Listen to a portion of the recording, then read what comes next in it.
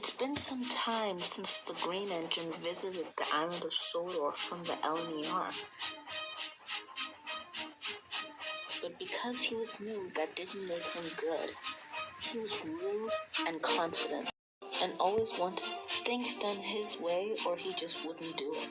And he would give Thomas or any tank engine that would be shunting his trains to do it in a very silly and random order, or else he just simply wouldn't pull the trains, much to the annoyance of whoever's sorting out his train.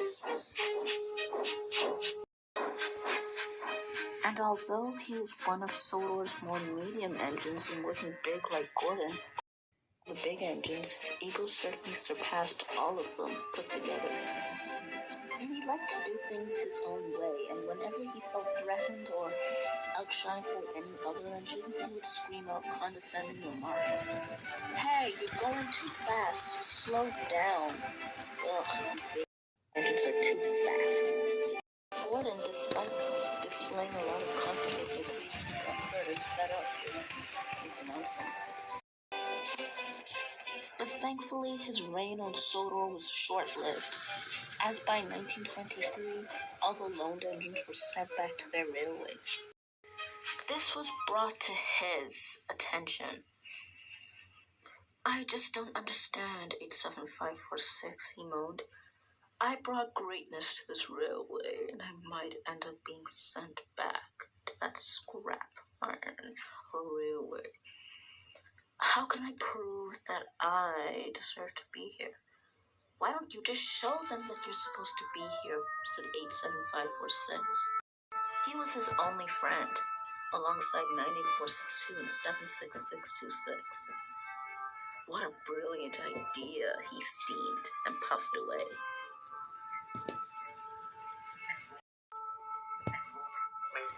The next day, he woke up bright and early, giggling at his plan. What a clever plan. What a clever plan, he groaned.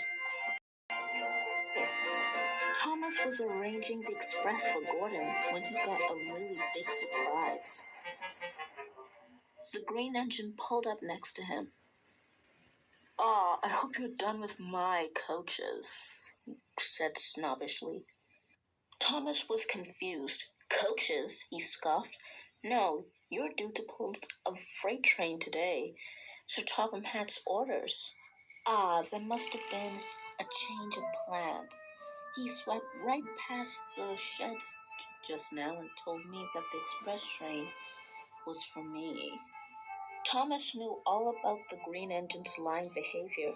Oh yeah? Sure. Right. I don't believe you. The Green Engine was furious, but he tried to keep a straight face. Then why am I up then? Isn't it a little out of the ordinary for me to be out and about this early? That is a little odd, said Thomas. There's a good lad, smirked the Green Engine. Now off you go before you make me late. Chop, chop, get out of my way. Thomas simply rolled his eyes and puffed away. Huh, idiot. I can't believe he actually fell for that. He smirked to himself. He moved quickly out of place and went down the points before anyone could wake up and tell him that he was pulling the wrong train. He ran over the points and back into the train. Make way! Make way! He snobbishly said as he went down the line, and he gave the coaches a nasty bump. Oh, oh, oh, oh, oh, they cried. Now, come on, coaches. The guard blew his whistle, and the Green Engine smugly pulled away from the station. Without even asking if the coaches were ready or not, he just jerked forward. Stop! They groaned. Come on, don't be dramatic, he abusively said as he dragged them out of the station and out onto the open line. Come on, come on. Come on, come on, come on, he panted. Oh, we're coming, you wretched thing. Later that day, Gordon came to collect the coaches for his express. But then he found a very unpleasant surprise waiting for him. long and very dirty goods train. Gordon was shocked. Thomas, that can't be right. You know I pull the express train all the time. Why do you have some very dirty trucks? And where's my express train? He asked. It switched. You're supposed to be taking his dirty freight train, and he takes your express. Confirmed by Sir Topham Hatt. Gordon felt like he had a heart attack, but then he realized that's impossible since he doesn't have a heart. Then he began to wonder if he was normal. But he was also very furious that he had to take a very dirty freight train, which was below him. And to make him even angrier than he already was, he was facing the wrong way, so he had to go back and find a turntable so he could be right side around so he could take the freight train. Meanwhile, he was streaming down the line with the express.